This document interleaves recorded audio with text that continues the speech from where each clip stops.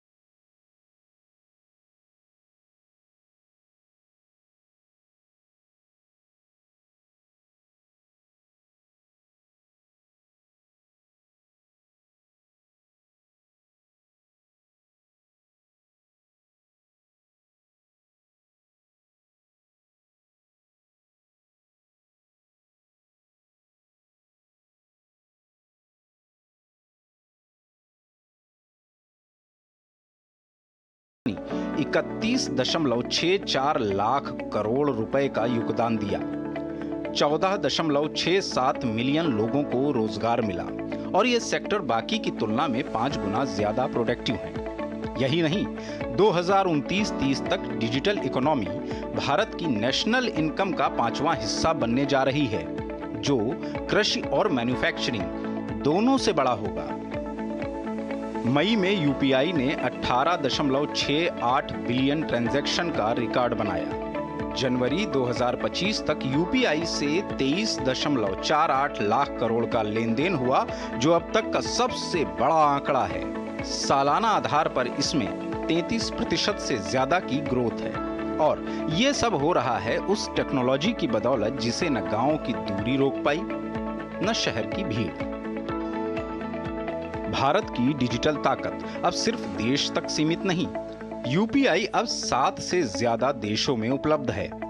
UAE, Singapore, Bhutan, Nepal, Sri Lanka, France और Mauritius जैसे देशों में। अब विदेश यात्रा करने वाले भारतीय आसानी से पेमेंट कर पा रहे हैं बिना कार्ड, बिना कैश। ये केवल भुगतान का नहीं, गर्व का माध्यम बन चुका है।